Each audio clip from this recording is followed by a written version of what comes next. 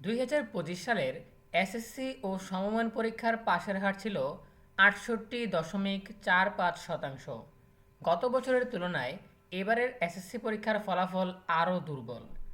চলতি বছরের অর্থাৎ 2026 সালের এসএসসি পরীক্ষার ফলাফলের পরিসংখ্যান নিয়ে শিক্ষা বোর্ড কী বলছে এ বিষয়ে বিস্তারিত জানাবো আমাদের আজকের ভিডিওতে।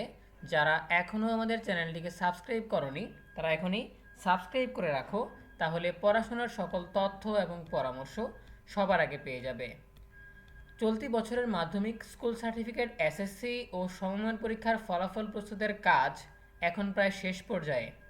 উত্তরপত্র মূল্যায়ন, প্রধান পরীক্ষকদের মাধ্যমে পূর্ণ যাচাই, বোর্ডে নম্বর পাঠানো, নম্বর ইনপুট, জিপিএ নির্ধারণ সহ ফলাফল তৈরির প্রায় সব কাজ শেষ হয়েছে। বর্তমানে চলছে চূড়ান্ত যাচাই বাছাই। সব কিছু পরিকল্পনা অনুযায়ী এগোলে আগামী 27 বা 28 জুলাইয়ের মধ্যে ফলাফল শতভাগ প্রস্তুত হবে। এরপর শিক্ষা মন্ত্রণালয়ের অনুমোদন সাপেক্ষে নির্ধারণ করা হবে ফলাফল প্রকাশের তারিখ। বাংলাদেশ আন্তঃশিক্ষা বোর্ড সমন্বয় কমিটির সভাপতি এবং ঢাকা শিক্ষা বোর্ডের চেয়ারম্যান অধ্যাপক সৈয়দ আখতারুজ্জামান বলেন, আমরা আশা করছি 27 অথবা 28 জুলাইয়ের মধ্যে রেজাল্ট শতভাগ প্রস্তুত হবে। এরপর বিষয়টি মন্ত্রণালয়ের উপর নির্ভর করবে, অর্থাৎ বোর্ডের প্রস্তুতি শেষ হলেও ফলাফল প্রকাশের চূড়ান্ত সিদ্ধান্ত নেবে শিক্ষা মন্ত্রণালয়। তবে এবারের ফলাফল নিয়ে সবচেয়ে গুরুত্বপূর্ণ বিষয় হলো গত বছরের মতো এবারও উত্তরপত্র মূল্যায়নে কোনো ধরনের গ্রেস মার্ক, অতিরিক্ত নম্বর বা সহানুভূতিশীল মূল্যায়নের সুযোগ রাখা হয়নি। শিক্ষা বোর্ডের সংশ্লিষ্ট একাধিক সূত্র জানিয়েছে, পরীক্ষার্থী উত্তরপত্রে যা লিখেছে কেবল সেই উত্তর এবং নির্ধারিত নম্বর বণ্টনের ভিত্তিতেই মূল্যায়ন করা হয়েছে। সীমার কাছাকাছি নম্বর পাওয়ার কোনো পরীক্ষার্থীকে অতিরিক্ত নম্বর দিয়ে পাশ করিয়ে দেওয়া বা গ্রেড পরিবর্তনের সুযোগ এবারও রাখা হয়নি। বোর্ড কর্মকর্তারা বলছেন, গত কয়েক বছর ধরে অস্বাভাবিক উচ্চ পাশের হার এবং বিপুল সংখ্যক জিপিএ 5 পাওয়া নিয়ে নানা প্রশ্ন উঠেছিল। বিশেষ করে উত্তরপত্র মূল্যায়নে অতিরিক্ত নম্বর, সহানুভূতিশীল মূল্যায়ন এবং তথাকথিত গ্রেস মার্ক দেওয়ার অভিযোগও ছিল। সেই প্রেক্ষাপটে গত বছর থেকে মূল্যায়ন ব্যবস্থায় বড় ধরনের পরিবর্তন আনা হয়।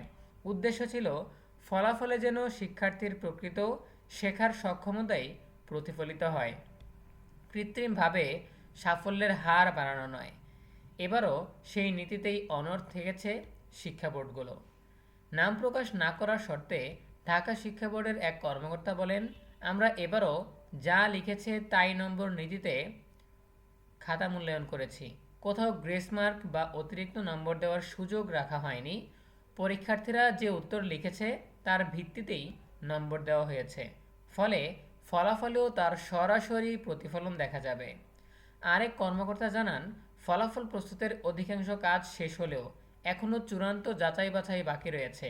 তাই সামগ্রিক ফলাফল নিয়ে এখনই কোনো সিদ্ধান্তে পৌঁছানো সম্ভব নয়।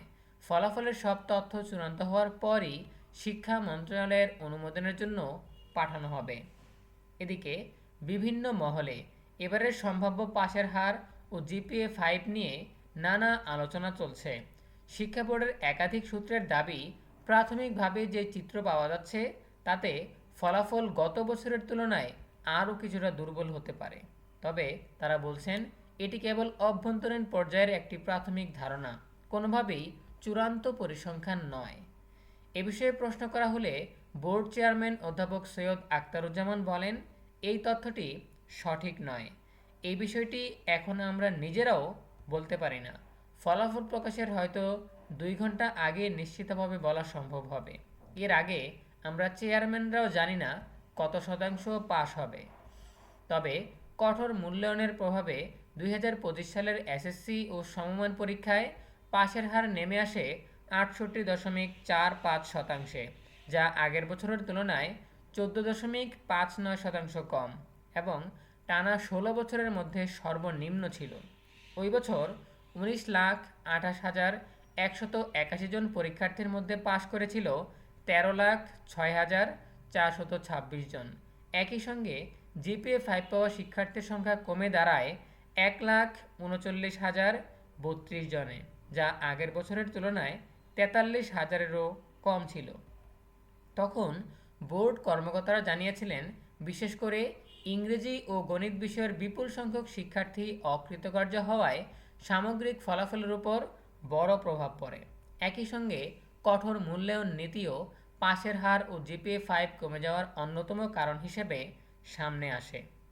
অন্যদিকে আগের ফলাফলের পরিসংখ্যান বিশ্লেষণ করে দেখা গেছে 2016 সালে পাসের হার ছিল 88.70%, 2017 সালে 80.35%, 2018 সালে 77.77%, 2019 সালে 82.20%, 2020 সালে 82.87%, 2021 সালে 93.58%। এবছর করোনার কারণে অটোপাস দেওয়া হয়েছিল। 2022 সালে 87.44%, 2023 সালে 80.39%, 2024 সালে 83.04%, 2025 সালে 68.45%। সে অনুযায়ী বিগত বছরের তুলনায় 2025 সালের এসএসসি ও সমমানের পরীক্ষায় পাসের হার ঠেকেছিল তলানিতে। তারই ধারাবাহিকতায় এবারও সংশ্লিষ্টদের ধারণা, যেহেতু একই মূল্যায়ন নীতি অনুসরণ করা হয়েছে, তাই ফলাফলে সেই ধারাবাহিকতার প্রতিফলন দেখা যেতে পারে। তবে চূড়ান্ত পরিসংখ্যান প্রকাশের আগে এ বিষয়ে নিশ্চিত কোনো মন্তব্য করতে রাজি নন বোর্ড কর্মকর্তারা। প্রিয় শিক্ষার্থীরা, এই ছিল আমাদের হাতে থাকা সর্বশেষ তথ্য। এখান থেকে আমরা জানতে পারলাম যে বিগত বছরের পরিসংখ্যান কি। আসলে 2025 সালে যেই নীতি শুরু হয়েছে, যে কোনো গ্রেস নম্বর দেওয়া হবে না, কোনো সহানুভূতিশীল নম্বর দেওয়া হবে না, 2-1 নম্বর বাড়িয়ে পাশ করিয়ে দেওয়া বা পরবর্তী গ্রেডে নিয়ে যাওয়ার যে প্রচেষ্টা, সেটা কিন্তু বাদ দিয়ে দেওয়া হয়েছে। এই কারণে গত বছর আমরা দেখেছি যে রেজাল্টে একটা ধস নেমেছে, ফলাফল বিপর্যয় হয়েছে, পাশের হার একেবারে তলানিতে চলে গেছে। তো যেহেতু মূল্যায়নেও সেই ধারাই, সেই নীতি বজায় রাখা হয়েছে, এজন্য এবছরও পাশের হার কম থাকবে। আবার প্রাথমিকভাবে বোর্ড কর্মকর্তারা যেটা দেখেছেন সেটা হচ্ছে গত বছরের তুলনায়ও এবছরের ফলাফল আরও দুর্বল হতে যাচ্ছে। তো যেহেতু বিষয়টা চূড়ান্ত নয়, তাই আমরা এই বিষয়টা জোর দিয়ে বলতে পারছি না, এটা হচ্ছে প্রাথমিকভাবে জানানো হয়েছে। সো ফলাফল যখন প্রকাশিত হবে তখনই আসলে চূড়ান্ত পাশের হার জানা যাবে। তো আশা করি তোমরা বুঝতে পেরেছ বিষয়গুলো। সো এই বিষয়ে তোমাদের যে কোনো প্রশ্ন কিংবা মতামত জানাতে পারো কমেন্টে। দেখা হবে পরবর্তী আপডেট নিয়ে নতুন কোনো ভিডিওতে। সেই পর্যন্ত তোমরা সবাই ভালো থাকো, সুস্থ থাকো, নিরাপদে থাকো এবং সবসময় ইএনইউবি চ্যানেলের সাথেই থাকো।